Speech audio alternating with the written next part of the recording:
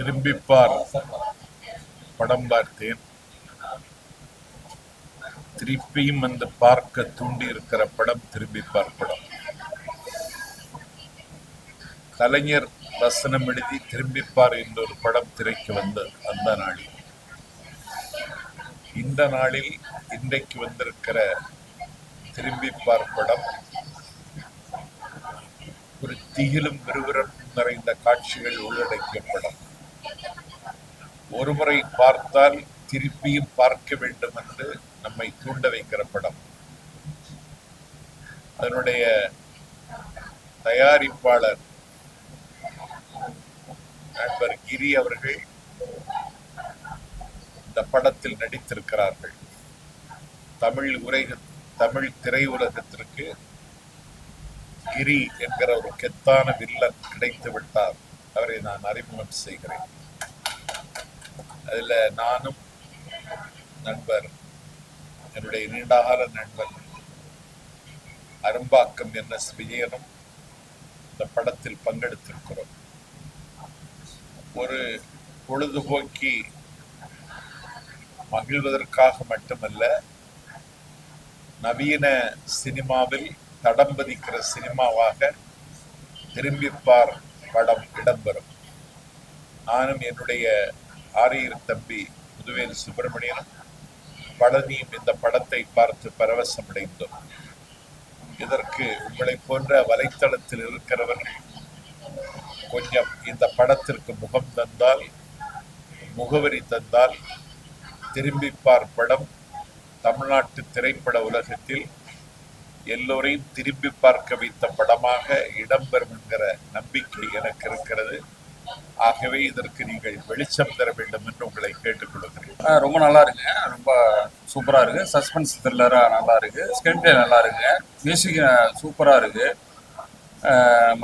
கிரி sir ரொம்ப அருமையாக நடிச்சிருக்காரு. அவரோட ஆக்டிங், அவரோட போர்ஷன் எல்லாமே சூப்பராக இருக்கு, நல்லா இருக்கு. டெக்னிக்கலாக எல்லாமே மியூசிக் நல்லா இருக்குங்க. எடிட்டிங்கு அது செகண்ட் ஹாஃப் இன்னும் ரொம்ப சூப்பராக இருக்கு. அவங்க ஆர்டிஸ்ட் எல்லாருமே அவங்க போர்ஷன் நல்லா சூப்பராக பண்ணியிருக்காங்க. ஹீரோயின் ரொம்ப அருமையாக பண்ணியிருக்காங்க. ஸ்க்ரீன் பிளே அருமையாக இருக்குது. செகண்ட் ஹாஃப் வந்து அவ்வளோ சூப்பராக இருக்குது. கண்டிப்பாக இருக்குது. ஏன்னா அது போலீஸ் என்கொயரி பண்ணும்போது அவர் வந்து கதையை வந்து திருப்பி சொல்கிறது தான் திரும்பிப்பார்.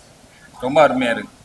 அதில் வேறு அந்த ஷேடோ வாக்கு அப்படின்ட்டு ஒரு அந்த அதாவது மன்னர் காலத்தில் பயன்படுத்தின அந்த ஒரு கலையை வந்து இப்போ காட்டியிருக்காங்க. அந்த ஷேடோ வாக்கை பயன்படுத்தி ஸ்கிரீன் பிளே அருமையாக பண்ணியிருக்காங்க. ரொம்ப நல்லா இருக்கு. படம் நல்லா இருக்கு, சூப்பராக இருக்கு.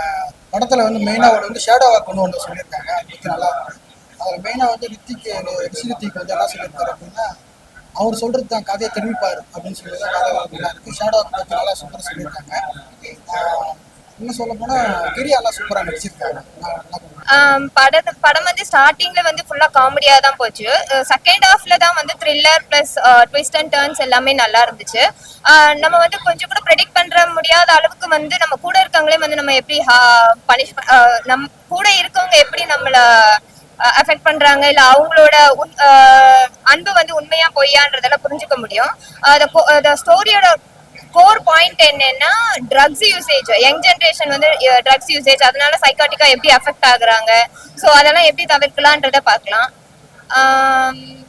சவுண்ட் எஃபெக்ட், பிஜிஎம் எல்லாமே நல்லா இருந்துச்சு. மியூசிக் எல்லாமே நல்லா தான் இருக்கு. டெக்னிக்கல் ஒர்க்கு கொஞ்சம் பேலன்ஸ் பண்ணிருக்கலாம். Like background music plus real combination வந்து கொஞ்சம் இம்ப்ரூவ் பண்ணிருக்கலாம், அவ்வளவுதான்.